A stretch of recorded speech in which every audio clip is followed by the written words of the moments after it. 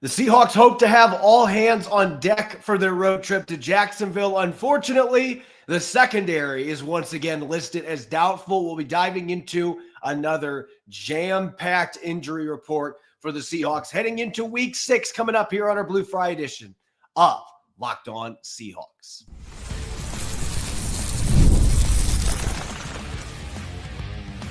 You are Locked On Seahawks, your daily Seattle Seahawks podcast. Part of the Locked On Podcast Network, your team every day.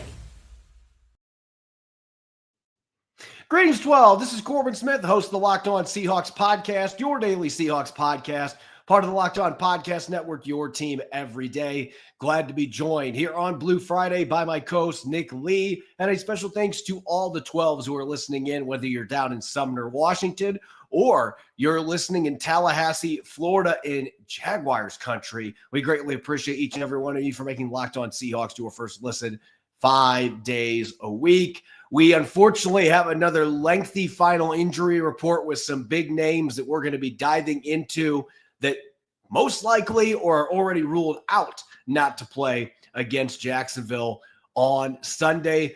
Plus, we've got our weekly keys to victory. This week, there's a lot of specifics to that. And then we've got our picks to click, game predictions, and much more coming your way courtesy of our friends at FanDuel. Right now, new customers can bet just $5. And if your bet wins, you'll get $300 in bonus bets to use across the app.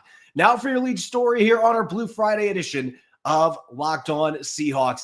Heading into this week, there was some optimism, at least coming from Mike McDonald, that the Seahawks would have Devon Witherspoon, Julian Love, and DeMarcus Lawrence back in action this week. I guess if you want to be a glass half full kind of fan, at least 1 out of 3 isn't too bad. DeMarcus Lawrence is going to be available, so the Seahawks will have one of their key defensive linemen back to hunt after Trevor Lawrence and get after ETN in the backfield. But Julian Love and Devon Witherspoon receiving doubtful designations once again. It seems unlikely either one of them is going to play. And Riq Woolen, coming off a concussion, also listed as doubtful. So you're looking at 3 out of their 4 typical starters at the cornerback and safety spots, at least in base packages, Nick, probably not suiting up on Sunday. And I don't know that there's any way to say other than that potentially could be a disaster for Mike McDonald's defense.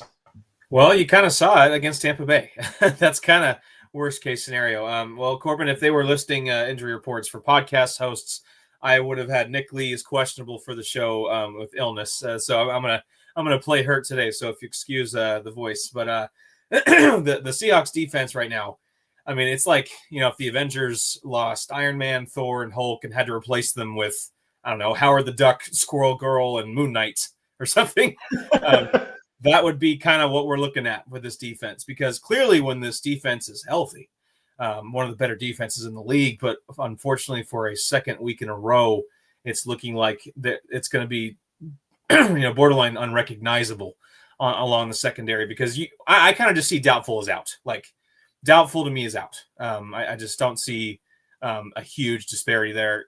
So Spoon, which really stinks, because Witherspoon, this is going to we're going to start having a conversation about, what could have been this year with how many games he's missed and how often he's had to play, injured this year. Julian Love, kind of the same thing. Riq Woolen, that's kind of the one where, like, okay, can you get by with someone else? I know Shaq Griffin is getting elevated, looks like, to kind of take on another corner spot as well.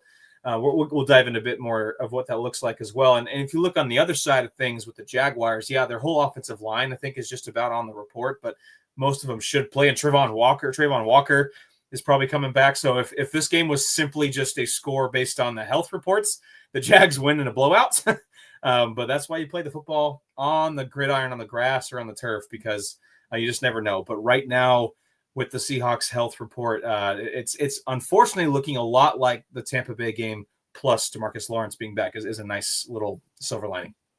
Yeah, and I guess if you're a glass half empty fan, you say, well, Derek Hall is out. And we knew that Derek Hall was going to miss this game. He's probably going to be out until the bye. Maybe he comes back for their game against the Texans, but that would be the absolute earliest that he's going to be available with that oblique injury. And even if there's not injured reserve, I mean, I am starting to wonder a little bit if the medical staff and the coaching staff working together may be misfired on a few of these guys, because maybe Devon Witherspoon would be good to go by now if they would have just held him out for 4 weeks on injured reserve instead of him coming back for that Thursday night game in Arizona and not having a great game, didn't play well, and tweaked his knee at the end of that game. Julian Love maybe was in a similar position. And this could have just been a case where if they just held him out of that game and they moved into that one with backups, maybe they would have been able to survive. But who knows? Right now, they're in a situation where we're going to see Darion Kendrick again playing in the slot.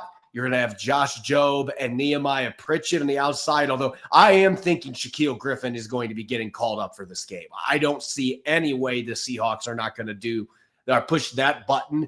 I would feel more comfortable putting him in there. And this is the same person who was saying give Nehemiah Pritchett a opportunity last week, and then we saw what happened. Now, I'm not going to put everything on his shoulders because you get thrown into a game in the middle of the game and you got to go against Emeka Egbuka, and there were some questions about whether or not the safety play was accurate behind him in terms of coverage assignments. There's a lot of things to look at, but he certainly did not play well and gave up 2 touchdowns. So you're going to have him or Shaquille Griffin at that other cornerback spot. You got to hope that the guys you have available are healthy, because otherwise you are going to be rotating Kobe Bryant back up to corner just out of necessity.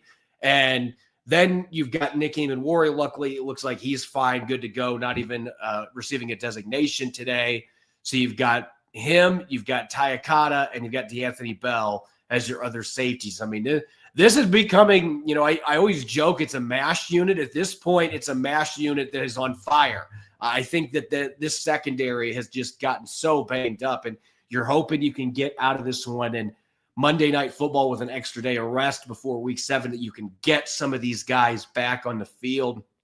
That's got to be the hope right now. Hold them out one more week, make sure they're ready to go, and then get them back next week. But that is going to make this game that much more difficult for Mike McDonald's defense to be able to get the stops that they need. And the onus, and look, we're getting into keys to victory here in a second, but the onus is going to fall now. I mean, front line, this game falls on you. If you want those players in the secondary to be able to hold up against Jacksonville's athletic playmaking receivers, you better get home. You better get to the quarterback, because if you don't, you are going to see a repeat of the last week where the Tampa Bay Buccaneers turned Seattle's secondary into the burnt Krispies back there. You have got to get pressure up front with your defensive line, and if you're not able to do it, that is going to be a recipe for disaster in Florida. Yeah, and you're facing a Liam Cohen pupil for the second game in a row, and that did not go great against Tampa Bay. I will push back a little bit. I'm seeing a little bit of a Spoon slander in the live chat about being injury prone. I disagree. He played every single game last year, 17. He played all 17 games last year and just missed 3 as a rookie. So this is not something that's been really like hampering Spoon his entire career. This is something that clearly is bothering him because he's a high competitor. I mean, we all have listened to the sound bites. No Spoon. He is a high competitor. And so clearly this is something that's been bothering him. I think you bring up a good point about maybe they tried to push the issue a little bit too much, and this being ahead of a Monday Night Football, matchup, that maybe things work out better. But really, in the end, it is looking hauntingly a little bit like the Tampa Bay game. But you'd like to think maybe in a weird way, it's good that they're having 2 of these back-to-back against a Liam Cohen quarterback, because now maybe they can fix some things that went wrong last week. Yeah, and I think it was Leonard Williams that mentioned that getting to play the same style offense 2 weeks in a row is going to be beneficial for them. And you better hope from a secondary and coverage standpoint that they made the adjustments they need this week, because, again, if you didn't, the way that things went last week, there weren't just guys getting open. They had entire chunks of the field to themselves, and you're going to have the same cast of characters for the most part, minus having no Riq Woolen most likely for this entire game too, playing, and that's just going to make it that much tougher to be able to slow down the passing game. When we come back, we've got some keys to victory, and we're going to have to get specific with this one with the injury Seattle's dealing with, the opponent they're playing. making one of the longest road trips you can make in the at least intercontinental NFL. We'll get to those keys to victory coming up next here on our Friday edition of Locked On Seahawks. This episode is brought your way by Supply House. When the opening whistle blows on a new repair, get your crew moving forward with Supply House. Order today and see parts on your doorstep tomorrow. Over 280,000 plumbing, HVAC, and electrical items from the most trusted brands in the business. Their real-time inventory and honest lead times keep you from punting projects, while their industry-leading customer service always has your blind side covered. Need parts fast for a project? Supply House has next-day delivery. Talk about a game changer. The Part Finder tool and 3D schematics can save you hours on jobs where every detail matters. And their Trademaster perks like priority shipping and dedicated support make the whole process smoother. Join the free Trademaster program today and score serious perks like priority shipping, lower prices, and a dedicated support line. Visit supplyhouse.com to sign up for free and use the promo code SHNFL5 for 5% off your order. That's supplyhouse.com. Real people, real service. Welcome back to the Blue Friday edition of Locked On Seahawks. I'm your host, Corbin Smith. He's Nick Lee. A special thanks to all the 12s who are tuning in. And thank you, as always, for making Locked On Seahawks your first listen 5 days a week. We greatly appreciate it. The Seahawks officially in the air heading to Jacksonville. Got a huge game coming up on Sunday against the 4-1 Jaguars. And that is still something that's not rolling off the tongue very easily, because Jacksonville has typically not been a team that you have a 4-1 record early in the season or anything close. But Liam Cohen's team is playing really good football. They've got some great wins on the resume as well. The Seahawks hoping to put a little bit of a hitch in the step and that momentum for the Duval Jaguars here. So let's get to our keys to victory, Nick. And we're going to start on the offensive side of the football as always.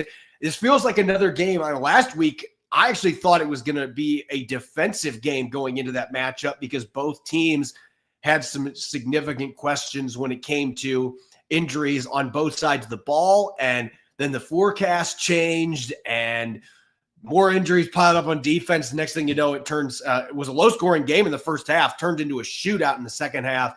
This one feels like another game that there's going to be a lot of points in the scoreboard, and this offense is going to need to rise to the occasion with all the injuries that Mike McDonald's defense has.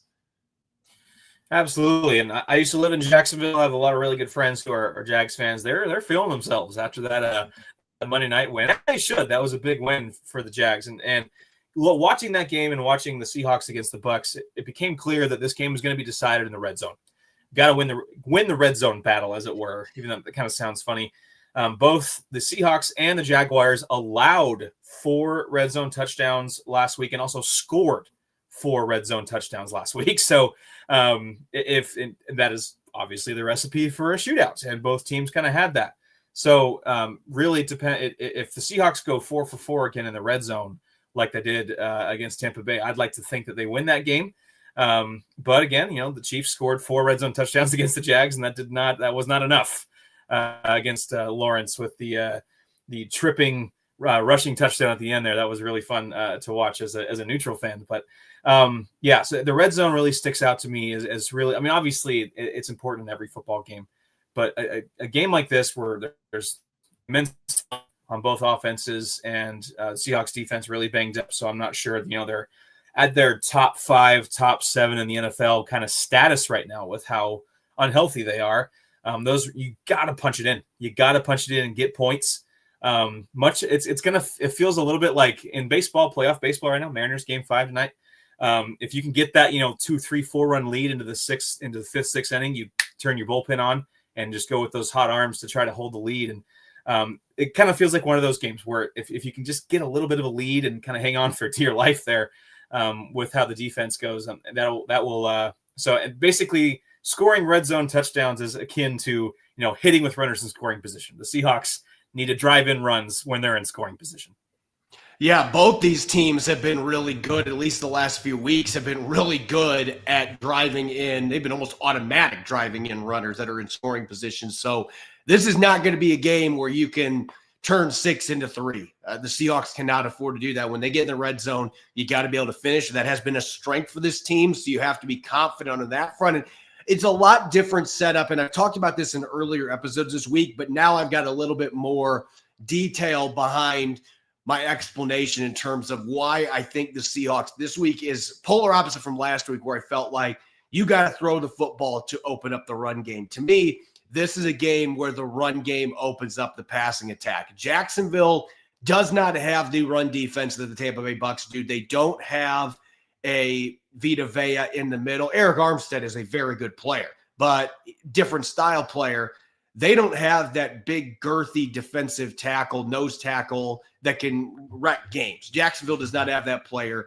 Their run defense right now is 25th in EPA out of 32 teams. They have been susceptible to the run game, particularly when it comes to mixing in the off tackle and perimeter plays. And that includes receivers getting jet sweeps, mixing in reverses, zone and gap game. I think this is a opponent that more of a lean in the gap schemes may be beneficial because this is a little bit smaller defensive line. They've got some really good defensive linemen, but they also have some edge players who are light, that are thin, and I think you can really work those guys with power schemes in this contest.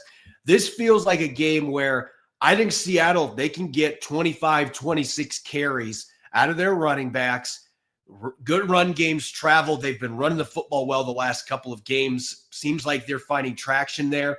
If you can bring that run game with some potency to Jacksonville, and Ken Walker III doesn't have the negative plays this last week. 0 yards was his shortest run. If you can come close to replicating that in this game and you consistently are able to move the ball with positive plays on the ground, get some explosives with their running backs, wear Jacksonville's defense down. Their front seven is a lot lighter than the one that is played in Tampa Bay. I think you can get this ground game going, and that could be your leading catalyst to winning this football game. If they're not able to run the football, then it allows guys like Josh Hines-Allen to be able to really pin their ears back and get after the quarterback. So I think it's a polar opposite of last week where I felt like it's going to be about the passing game. This game, I really feel like the run game has got to be, I don't necessarily want to say dynamic, but it needs to be really good for Seattle to be able to go to Jacksonville and win this one.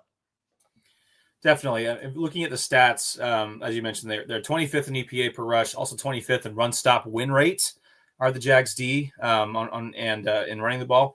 They can be had. Kansas City ran for 158 yards. Again, didn't quite get them the win, but they ran the ball effectively. And then I looked when the Seahawks get more than 27 carries, so 27 plus rushing attempts, they're 3-0 and 0-2 when they don't. I know that's really oversimplifying things. Just, hand the ball off the first 27 plays of the game and you'll be fine. No, that's not how it works. But, because it usually when you can get the 27, 28 carries, it's usually symptomatic of moving the chains, sustaining drives, dominating the trenches, controlling the clock. And the more you can keep, Trevor Lawrence and company on the sidelines, that'd be great, especially on the road. Like you mentioned, things like that can travel. And the Jags are actually fairly good at not allowing long drives. They're sixth best defense as far as time of possession allowed per drive. So that's something's got to give there. I think the Seahawks are fairly good at running the ball. So that is a key point too, is can you sustain drives, especially on the ground? Yeah, the sustaining drives, being able to eat up clock. When your defense is missing that many players, you want to help those guys out? Keep the backups off the field, and you do that with the long drives. That I know last week it was just both teams just back and forth, track meet. That's just the way the pacing of the game was. But this one feels like, from Seattle's perspective, that you absolutely have got to find a way to, I'm not saying get your foot off the pedal because you take points when you can get points, but like find a way to really hammer out some long drives and help out your injury battered defense some, particularly on the road. So I think that is crucial. I think they absolutely have to win the time of possession battle, and that is the run game. That is being able to get third down conversions with your passing game, second down conversions, being able to hold on to the football and play a little bit of keep away from Jacksonville. An offense has got plenty of weapons. So now let's go to the defensive side of the ball when the Seahawks are playing this Jags offense. And You just mentioned the word oversimplify, talking about 26, 27, 28 carries. And obviously there's a lot of things that go into that. You can say the same thing when it comes to pressuring the quarterback. But I am going to simplify things here. DeMarcus Lawrence coming back, I think, is a big deal for the edge rushers, getting a more powerful guy that can create some problems for two tackles that have been less than 100% for Jacksonville, but are still been playing pretty well. But I'm looking at the interior D-line. Again, like last week, I thought that Leonard Williams, Byron Murphy II, and Jaron Reed were going to be able to have a really good game against a interior for Tampa Bay that was not at 100%. And those guys bottled up that defensive line. There's got to be some anger. This group's got to be pissed off at the way they played last week. Like, they need to come out and set the tone. If you can get some pressure on blitzes, so be it. If your edge guys can get after the quarterback, that would be awesome. It's really been a weakness for this team so far. But this team is going to go in this contest where the interior defensive line goes. If they can get interior pressure, Trevor Lawrence is still a QB that will uncork some bad throws. He will make some questionable decisions with his arm. And this is still a secondary that's got some opportunistic guys they're going to be playing. They have to find a way to get 3+ sacks in this game, in my opinion. If they get 2 or less, I don't think they win. If they get to Lawrence 3 times, then I think their odds of winning increase exponentially. Not just pressures. You need to get home and get Trevor Lawrence down. And he has shown in the past he will crack if you can get pressure like that on him. Forgive another baseball analogy. The pressure sometimes turns into like, well, the expected batting average of that hit was, I don't care. Was it a hit or not? Did you get a sack or not? And this is a game where I think don't give me the Seahawks had 25 pressures when they only had 1 sack. Get the sack. Because, yeah, as you mentioned, I know you said 3 sacks, but even when the Seahawks have multiple sacks in a game this year, they're 3-0. Yes, I totally get it with, how do you account for how hurt the defensive secondary is? You get pressure. Byron Murphy, Leonard Williams looking at you. Byron Murphy leads the team with 15 pressures. It's time to get several more against the Jags interior line, much like Tampa Bay's. I believe the starting center, the name escapes me for the Jags, but Robert Hainsey. I believe he's in question just to play in this game. So if they're facing a rookie backup center, that should be foaming at the mouth time for Byron Murphy and company. And also, we were talking before the show, and Travis Etienne, a very talented running back. We've followed his career ever since his time in Clemson, of course. And it seems like now he's kind of finding his way a little bit. He's kind of had he's been very hot and cold. Trust me, I've had him in fantasy.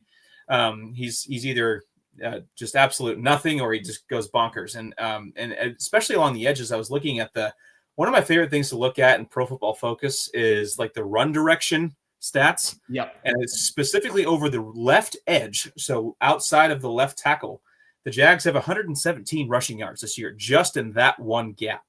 So heads up on the, right side of the Seahawks defense, because Travis Etienne and company can certainly get explosive plays on the left side or just on the edges itself. And also what you don't want to happen is that turning into, the secondary creeping in, and it's just more explosive plays in the passing game with Lawrence and Travis Hunter and Brian Thomas and company. That is nightmare fuel. Yeah, the perimeter is what concerns me in this game, because even though Tampa Bay averaged under 3 yards per carry last week, they had the 2 red zone rushing touchdowns, which Seattle had not given up a rushing touchdown all year. That was eventually going to break, but giving up 2 of them last week, Rachaad White, both those touchdowns were perimeter runs, and they just didn't set the edge. Jaron Reed was talking about it early this week, that was something they had to get corrected this week. The run defense has been great, but that was the one little break in the armor there that they have got to get figured out this week, and hopefully they did, because if they didn't, that is where the Jaguars' bread and butter is with their run game, and they can really stress you out. They have got to set a firm edge and keep guys in front of you in the secondary. There were way too many plays last week where, look, everybody wanted to blame Tyakata, but Josh Jobe getting caught flat-footed on that deep ball to Emeka Egbuka, that cannot happen this week. They have to be on their P's and Q's when it comes to their assignments, and you can't let Jacksonville's receivers, Brian Thomas, Travis Hunter company, you cannot let them get vertical on you and get a bunch of explosives. They gave up 10 plays of 16 or more yards in the passing game last week. If they give up more than 5 or 6 in this one, they are going to lose. guaranteed. That has got to be cut down. You've got to limit the explosives. It cannot be the 4th of July in mid-October in Jacksonville. You have got to limit those chunk plays in the passing game. Let's keep the fireworks at T-Mobile Park tonight. Huh? Let's keep the fireworks at T-Mobile Park tonight. Let's keep them there for good reason at the end of Game 5. But they got to limit those explosives in the passing game. They don't do that. To me, it all goes together when we're talking marrying your pass rush with the coverage. But in this particular one, with the injuries in the secondary, you want to limit those opportunities to strike downfield. Don't give Trevor Lawrence the chance to make those throws because the pressure is too much for him. So that is going to be crucial to win this game in Jacksonville. When we come back, we've got our picks to click and game predictions coming your way for Week 6. Don't go away. You're listening to the Blue Friday edition of Locked On Seahawks. This episode is brought your way by our friends over at FanDuel. The NFL season already in Week 6, and FanDuel is making sure you're ready for kickoff with a can't-miss offer. New customers can bet just $5, and if your bet wins, you'll get $300 in bonus bets to use across the app. I love using FanDuel because it fits however you like to bet. Player props, such as how many touchdowns Sam Darnold will throw against the Jags. Building a same-game parlay with multiple prop bets for Seahawks, Jags, or any other games in Week 6, or even jumping in live as the action unfolds. It makes every game more exciting, whether you're watching your team or just keeping an eye on your fantasy lineup. It's quick, it's easy, it's the best way to add a little more energy to your Sundays. So are you ready to play? Download the FanDuel app now by visiting FanDuel.com to get started. That's FanDuel.com to place your first $5 bet.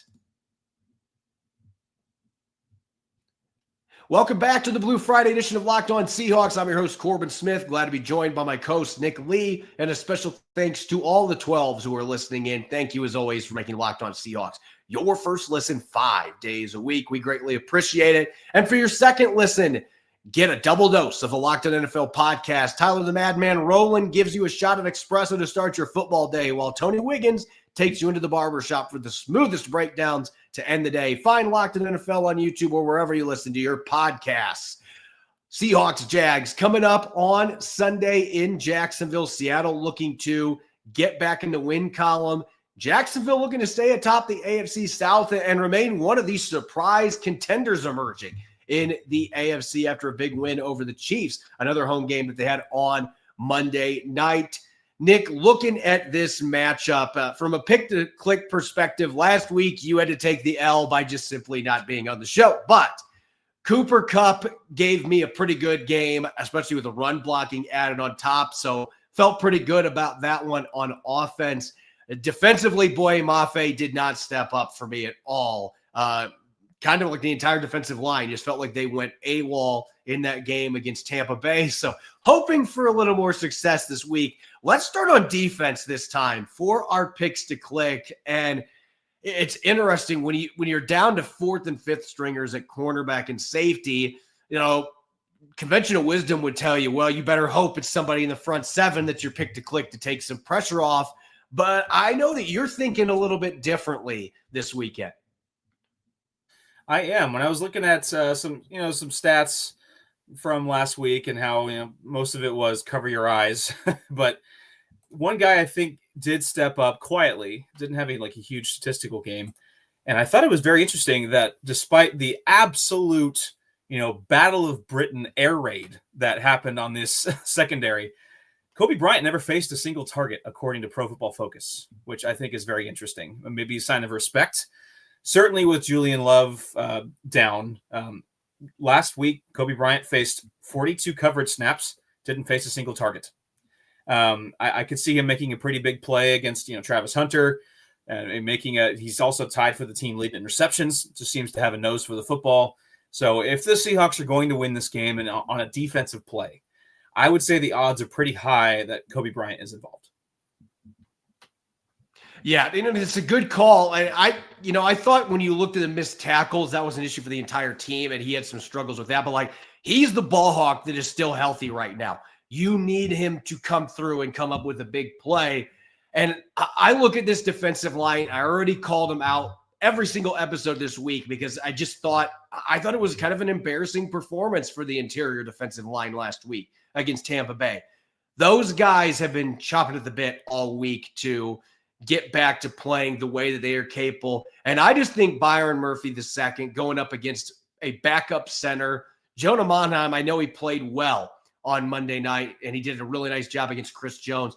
But sometimes those games where guys get thrown in, like they'll surprise you. And then when they're in a full game setting, things can be a little bit different. I think Byron Murphy II can have a lot of success working against him. I think they're going to use him quite a bit in that nose tackle role to try to take advantage of it. I think he gets a sack, and I think he has a strip sack against Trevor Lawrence in this game. So give me Byron Murphy II as my pick to click. We're actually going to get some interior pressure this week on Jacksonville, which gives them a fighting chance to win the game.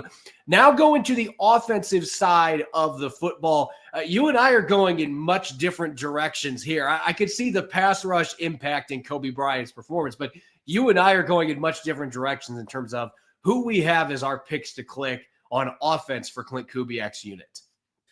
I was kind of just looking through Seahawks Jaguars history, the deep historic history, of the two teams. They've only met a few times. I'm going to call my shot here a little bit. He's going to go, Torrey Horton is going to pay homage to Joey Galloway in the Seahawks' first ever matchup with the Jaguars in 1995, when Galloway on an end around ran for 86-yard touchdown in this as a receiver. So, an end around handoff, ran all the way to the end zone. So give me Torrey Horton with a nice reverse kind of maybe a trick play kind of touchdown, because Horton just seems to have a nose for the end zone. He's scored in 3 of the last 4 games, and the Seahawks have only won once in Jacksonville since that 1995 game. So if you want the good vibes, let's get another receiver on like an end around long run. So he does his best Joey Galloway impression with a nice touchdown.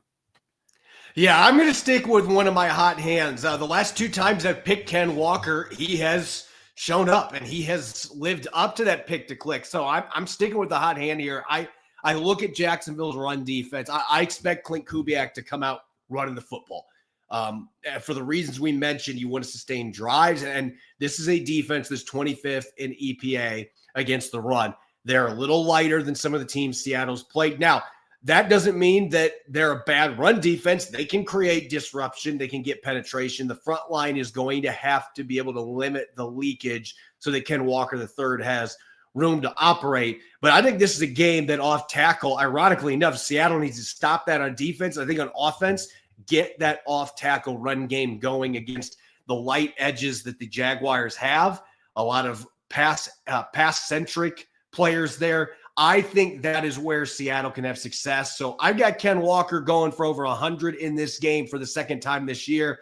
And let's give him 2 rushing touchdowns in this game. I think number 9, he's got momentum. He's looked really good the last 2 weeks. The offensive line is playing more in sync. And I just think that is going to be the best chance that Seattle has to be able to compete and win this game. They're going to lean on their running backs and their run game in general. All right, Nick, prediction time. And I will admit, this has maybe been the toughest one for me that I've had this entire year, trying to gauge what is going to happen in this game.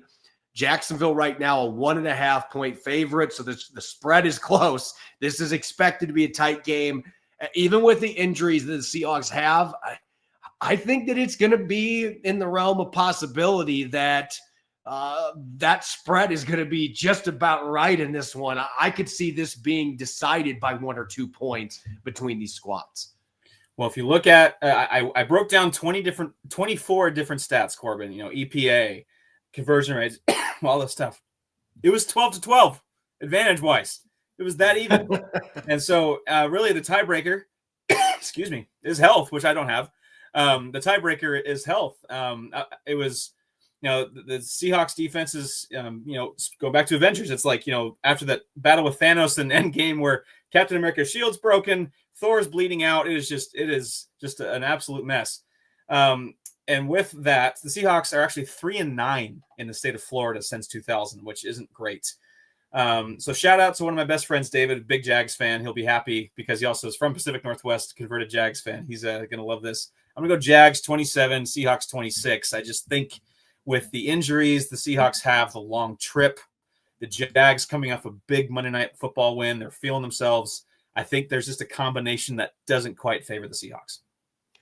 If Seattle was playing at Lumen Field, I would be in agreement with you. But they are not playing at Lumen Field. They are flying, and I'll tell you what, I think we need to call this team the Vacationers. They just love getting away from Seattle. They play really well everywhere else. This is not your, older brother or your father's Seahawks where traveling to Jacksonville, that was a scary road trip, or going to Pittsburgh. Like, they're just excited to get on a plane. This team loves to play on the road. I can't explain it.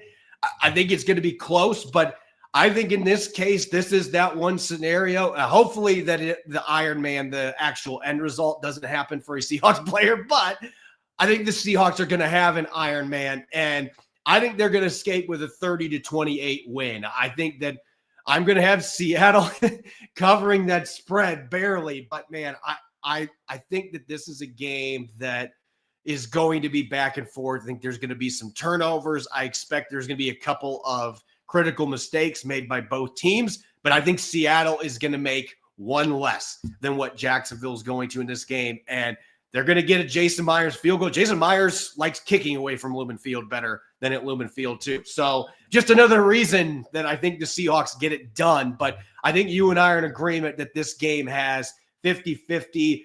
This feels like a Harvey Dent two-face coin flip type game to me that could go either way, but I think Seattle ekes it out.